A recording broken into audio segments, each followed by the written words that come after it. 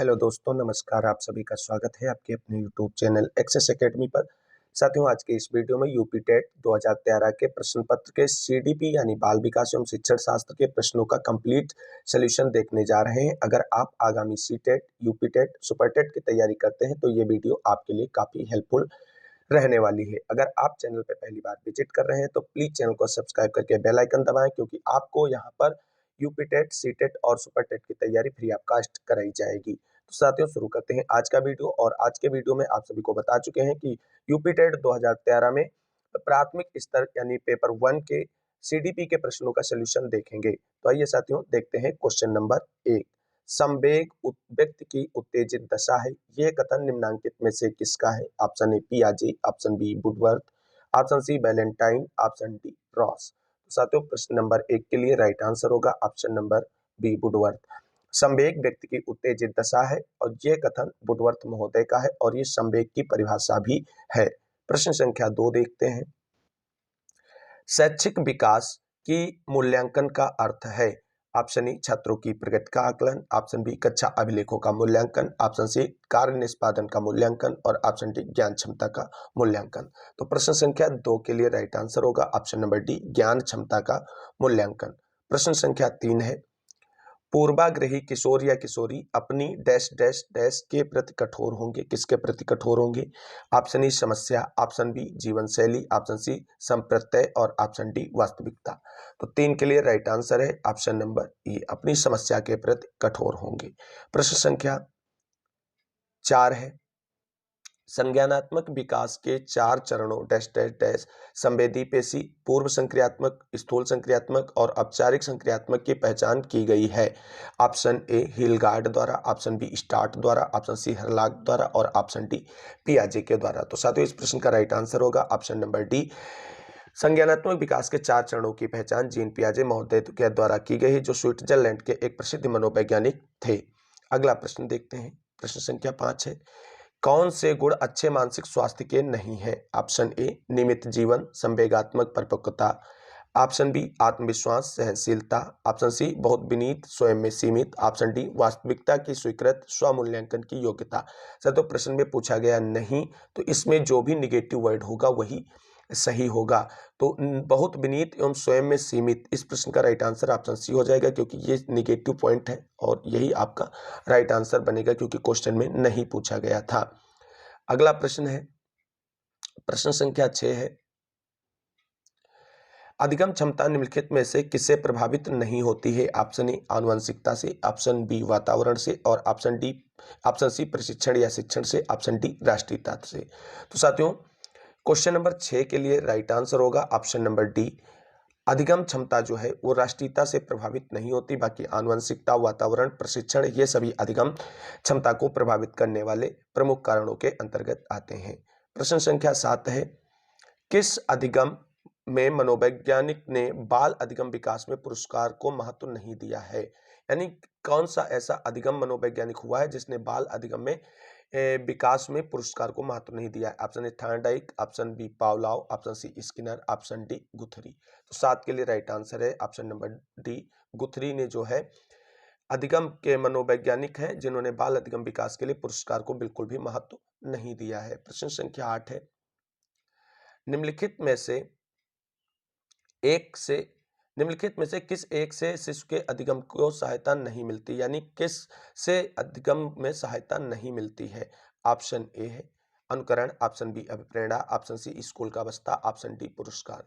तो 8 के लिए राइट आंसर होगा आप सभी का ऑप्शन नंबर सी स्कूल के बस्ते से जो है शिशु के अधिगम को सहायता नहीं मिलती है। अगला प्रश्न देखते हैं। प्रश्न संख्या 9। प्रश्न संख्या 9 है। स्वकेंद्रित अवस्था होती है, बालक की कौन सी अवस्था स्वकेंद्रित अवस्था होती है? ऑप्शन ए जन्म से 2 वर्ष तक, ऑप्शन बी 3 से 6 वर्ष तक, ऑप्शन सी 7 वर्ष से किशोरावस्था तक और ऑप्शन डी किशोरा अवस्था में। तो 9 के लिए राइट आंसर होगा ऑप्शन नंबर बी 3 से 6 वर्ष तक की अवस्था स्वकेंद्रित अवस्था होती है। प्रश्न संख्या 10 है। माँ बाप के साये से बाहर निकल अपने साथी बालकों की संगत को पसंद करना किससे संबंधित है? इस प्रश्न का ऑप्शन ए देखते हैं।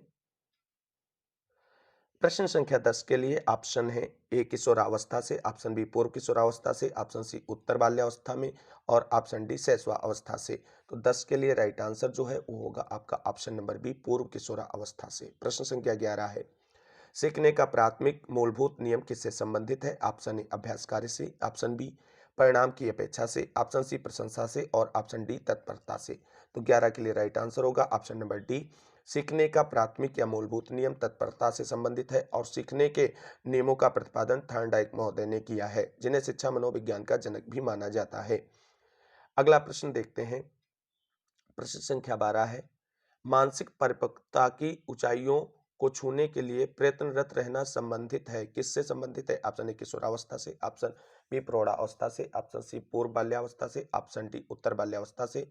तो साथियों क्वेश्चन नंबर 12 के लिए राइट आंसर है ऑप्शन नंबर ए किशोरावस्था से संबंधित है। प्रश्न संख्या 13 है, सीखने की प्रक्रिया को प्रभावित करने वाले कारक हैं। ऑप्शन ए अनुकरण, ऑप्शन बी प्रशंसा एवं निंदा, ऑप्शन सी प्रतियोगिता और ऑप्शन डी ये सभी। तो 13 के लिए राइट आंसर होगा ऑप्शन नंबर डी, यानी सीखने की प्रक्रिया को अनुकरण, प्रशंसा एवं निंदा तथा प्रतियोगिता आज सभी तत्व प्रभावित करते हैं। क्वेश्चन संख्या 14 है, बालकों के सीखने में प्रेरणा को किस रूप में उपयोगी माना जाता है? ऑप्शन ए बालक की व्यक्तित्वता का आदर, ऑप्शन बी पुरस्कार एवं दंड, ऑप्शन सी प्रशंसा एवं भत्सना, ऑप्शन डी उपर्युक्त सभी। तो 14 के लिए राइट आंसर होगा ऑप्शन नंबर डी उपर्युक्त सभी। अगला प्रश्न है प्रश्न संख्या 15 नंबर है, कक्षा में विद्यार्थियों को अधिगम के लिए प्रेरित करने हेतु किस युक्ति का अनुप्रयोग आप नहीं करते हैं?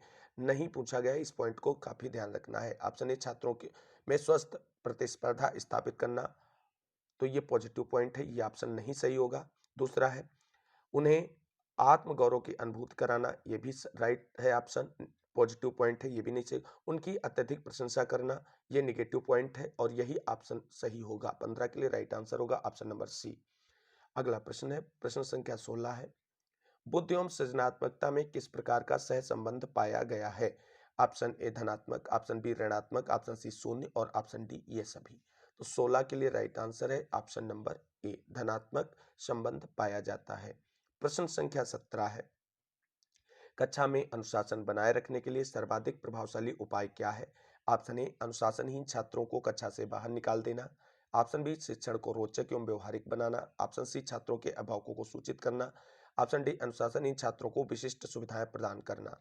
साथियों प्रश्न नंबर 17 के लिए राइट आंसर जो है वो आपका ऑप्शन नंबर बी होगा, शिक्षण को रोचक एवं व्यवहारिक बनाना, क्योंकि सारी पॉइंट्स इसमें नेगेटिव है, इसलिए ये कोई भी ऑप्शन इसमें सही नहीं होंगे। अगला प्रश्न देखते हैं प्रश्न संख्या 18 है, शैशवावस्था में बच्चों के क्रियाकलाप डैश डैश होते हैं, किस पर आधारित होते हैं? ऑप्शन ए मूल प्रवृत्त्यात्मक, ऑप्शन बी संरक्षित, ऑप्शन सी संज्ञानात्मक और ऑप्शन डी संवेगात्मक। तो 18 के लिए राइट आंसर होगा ऑप्शन नंबर ए, शैशवावस्था में बच्चों के क्रियाकलाप जो है मूल प्रवृत्त्यात्मक होते हैं, यानी जो बच्चों में मूल प्रवृत्तियां होती हैं उन्हीं के आधार पर उनके क्रियाकलाप आधारित होते हैं। अगला प्रश्न है प्रश्न संख्या 19 है, जिन विद्यालयों में समेकित शिक्षा दी जाती है उसके शिक्षकों को किस क्षेत्र विशेष में प्रशिक्षित करना चाहिए? तो साथियों ऑप्शन ए विशेष आवश्यकता वाले बच्चों की पहचान और उनके शिक्षण पर, ऑप्शन बी व्याख्यान विधि द्वारा शिक्षण, ऑप्शन सी क्रियात्मकता के साथ शिक्षण। तो साथियों इस प्रश्न का राइट आंसर जो है वो ऑप्शन नंबर ए हो जाएगा, विशेष आवश्यकता वाले बच्चों की पहचान और शिक्षण। अगला प्रश्न है प्रश्न संख्या 20, प्रश्न संख्या 20 है, निम्नलिखित में से किस समूह के बच्चों को समायोजन की समस्या होती है? ऑप्शन ए औसत बुद्धि के बच्चे, ऑप्शन बी ग्रामीण बच्चे, ऑप्शन सी अध्ययनशील बच्चे, ऑप्शन डी कुशाग्र बुद्धि के बच्चे। तो 20 के लिए राइट आंसर होगा ऑप्शन नंबर डी, कुशाग्र बुद्धि के बच्चों को समायोजन में समस्या होती है। अगला प्रश्न है प्रश्न संख्या 21 है, किसी शिक्षक को यदि यह लगता है कि उसका एक विद्यार्थी जो पहले विषय वस्तु को भली प्रकार सीख रहा था उसमें स्थिरता आ गई है, शिक्षक को इसके लिए क्या करना चाहिए? ऑप्शन ए सीखने की प्रक्रिया की स्वाभाविक स्थिति मानना चाहिए, ऑप्शन बी विषय को स्पष्टता से पढ़ाना चाहिए, ऑप्शन सी विद्यार्थी को प्रेरित करना चाहिए, ऑप्शन डी उपचारात्मक शिक्षण करना चाहिए। तो 21 के लिए राइट आंसर होगा ऑप्शन नंबर ए सीखने की प्रक्रिया की स्वाभाविक स्थिति अपनाना चाहिए। प्रश्न संख्या 22 है, अपनी कक्षा के एक विद्यार्थी की प्रवृत्ति को यदि शिक्षक बदलना चाहता है तो उसे क्या करना चाहिए, डैश डैश, इसमें राइट आंसर आपको भरना है। ऑप्शन ए, विद्यार्थी के साथ कड़ाई से पेश आना चाहिए, ये तो होगा ही नहीं, नेगेटिव पॉइंट है। ऑप्शन बी है, कक्षा के अन्य विद्यार्थियों को उससे ना जानने योग्य दूरी बनाए रखने के लिए कहना चाहिए, ये भी बिल्कुल गलत है क्योंकि सहयोग की भावना ही खत्म हो जाएगी। ऑप्शन सी है, उसके समूह के सभी सदस्यों की प्रवृत्ति बदलनी चाहिए होगी, सही हो सकता है। डी है, विद्यार्थी को पढ़ने के प्रति प्रेरित करना चाहिए। तो क्या करना चाहिए साथियों, तो 22 के लिए जो राइट आंसर है वो ऑप्शन नंबर सी है, उसके समूह के सभी सदस्यों की प्रवृत्ति बदलनी होगी। अगला प्रश्न है, प्रश्न संख्या 23 है, विकास का वही संबंध परिपक्वता से है जो उद्दीपन का डैश डैश से है, किससे है? ऑप्शन ए परिवर्तन से, ऑप्शन बी प्रतिक्रिया से, ऑप्शन सी प्रयास से और ऑप्शन डी परिणाम से। तो 23 के लिए राइट आंसर होगा ऑप्शन नंबर बी, प्रतिक्रिया। उद्दीपन का वही संबंध प्रतिक्रिया से है। प्रश्न संख्या 24 है, जीन पियाजे डैश डैश डैश के क्षेत्र में योगदान के लिए जाने जाते हैं। ऑप्शन ए भाषा विकास, ऑप्शन बी ज्ञानात्मक विकास, ऑप्शन सी नैतिक विकास, ऑप्शन डी सामाजिक विकास। तो साथियों आप सभी को बता दें, इस प्रश्न का जो राइट आंसर है ऑप्शन नंबर बी होगा। ज्ञानात्मक विकास के क्षेत्र में योगदान के लिए जीन पियाजे को जाना जाता है और ज्ञानात्मक विकास को ही संज्ञानात्मक विकास के नाम से जाना जाता है। और जीन पियाजे महोदय के द्वारा संज्ञानात्मक विकास की 4 अवस्थाओं का वर्णन किया गया है। अगला प्रश्न है, प्रश्न संख्या 25 है, जब कभी दो या अधिक व्यक्ति एक साथ मिलते हैं और एक दूसरे को प्रभावित करते हैं तो एक सामाजिक समूह का निर्माण करते हैं, यह कथन है। ऑप्शन ए आंशिक रूप से सत्य है, ऑप्शन बी सत्य है, ऑप्शन सी कदाचित सत्य है और ऑप्शन डी असत्य है। तो 25 के लिए राइट आंसर होगा ऑप्शन नंबर बी, सत्य है। प्रश्न संख्या 26 देखते हैं, शिक्षण प्रक्रिया में निम्नलिखित में किसका भली प्रकार ध्यान रखना चाहिए? ऑप्शन ए विद्यार्थियों की सक्रिय सहभागिता, ऑप्शन बी अनुशासन और नियमित उपस्थिति, ऑप्शन सी गृह कार्य की जांच में लगन, ऑप्शन डी विषय वस्तु का कठिनाई स्तर। तो 26 के लिए राइट आंसर होगा ऑप्शन नंबर ए, विद्यार्थियों की सक्रिय सहभागिता जो है शिक्षण प्रक्रिया में, इसको अध्यापक को भली भांति ध्यान रखना चाहिए। प्रश्न संख्या 27 है, निम्नलिखित में से निम्नलिखित व्यक्तियों में से कौन अपने बच्चे या बच्चों को आंतरिक प्रेरणा दे रहा है? ऑप्शन ए फादर रॉबर्ट अपनी कक्षा के उन बच्चों को चॉकलेट देते हैं जो अच्छा व्यवहार करते हैं, ऑप्शन बी अगली कक्षा में कक्षोन्नति पाने पर नंद कुमार अपने पुत्र की कहानी की पुस्तकें देते हैं, ऑप्शन सी अपने पुत्र के जन्मदिन पर गिरजेश कुमार दावत देते हैं, ऑप्शन डी विज्ञान विषयों में सर्वोच्च अंक पाने पर राकेश कुमार अपने पुत्र की प्रशंसा करते हैं। तो 27 के लिए राइट आंसर होगा ऑप्शन नंबर कौन सा होगा? तो देखो, चॉकलेट देना केवल पुरस्कार देने की बात हो जाएगी, नेगेटिव पॉइंट है। और ये भी नेगेटिव पॉइंट आ जाता है क्योंकि कहानी की केवल पुस्तकें देने से कल्याण नहीं होगा विद्यार्थियों का। दूसरी बात है, अपने पुत्र के जन्मदिन पर गिरजेश कुमार दावत देते हैं, इसका कहीं ना कहीं अधिगम से कोई संबंध ही नहीं। तो इसलिए इस प्रश्न का जो राइट आंसर है वो ऑप्शन नंबर डी हो जाएगा। विज्ञान विषयों में सर्वोच्च अंक पाने पर राकेश कुमार अपने पुत्र की प्रशंसा करते हैं। अगला क्वेश्चन देखते हैं, क्वेश्चन नंबर 28। क्वेश्चन नंबर 28 है, बच्चों के सामाजिक विकास में डैश डैश का विशेष महत्व है। ऑप्शन ए खेल का, ऑप्शन बी बाल साहित्य का, ऑप्शन सी दिनचर्या का, ऑप्शन डी संचार माध्यम का। तो साथियों 28 के लिए right answer option number A हो जाएगा। बच्चों में सामाजिक विकास में खेल का विशेष महत्व है क्योंकि इसके अंतर्गत वो परस्पर सहयोग और खेल भावना का विकास उनके अंदर होता है, जो कहीं ना कहीं उनके समाज में समायोजन को लेकर के आगे का मार्ग प्रशस्त करता है। प्रश्न संख्या 29 है, भाटिया बैटरी का प्रयोग निम्न में से किसके परीक्षण हेतु किया जाता है? ऑप्शन ए व्यक्तित्व, ऑप्शन बी बुद्धि, ऑप्शन सी सृजनात्मकता और ऑप्शन डी अभिवृद्धि। तो 29 के लिए राइट आंसर है option number B, Bhatia battery का प्रयोग बुद्धि परीक्षण के प्रयोग में किया जाता है। अगला प्रश्न और आज के वीडियो का अंतिम क्वेश्चन है साथियों, कि कोहलबर्ग का विकास सिद्धांत निम्न में से किससे संबंधित है? ऑप्शन ए भाषा विकास, ऑप्शन बी संज्ञानात्मक विकास, ऑप्शन सी नैतिक विकास और ऑप्शन डी सामाजिक विकास। तो 30 के लिए जो राइट आंसर है ऑप्शन नंबर सी, नैतिक विकास से संबंधित है। तो साथियों, भाषा विकास के लिए नोम चोम्स्की का नाम जाना जाता है और संज्ञानात्मक विकास के लिए जीन पियाजे का नाम जाना जाता है। वहीं सामाजिक एवं सांस्कृतिक विकास के लिए वाइगोत्स्की का नाम जाना जाता है। और इस प्रश्न का जो राइट आंसर है वो आप सभी को बता दें, ऑप्शन नंबर सी है, नैतिक विकास। कोहलबर्ग का संबंध नैतिक विकास के सिद्धांत से है।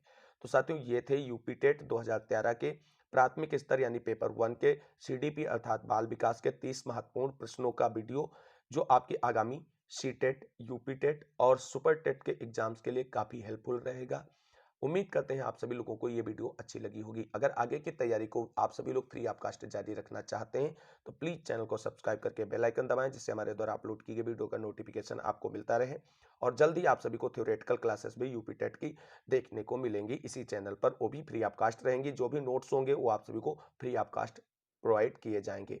तो इस वीडियो को अंत तक देखने के लिए सभी साथियों को तहे दिल से शुक्रिया, बहुत बहुत धन्यवाद। मिलेंगे अगली वीडियो में अगले प्रीवियस ईयर पेपर के साथ। तब तक के लिए सभी साथियों को जय हिंद, जय भारत, वंदे मातरम।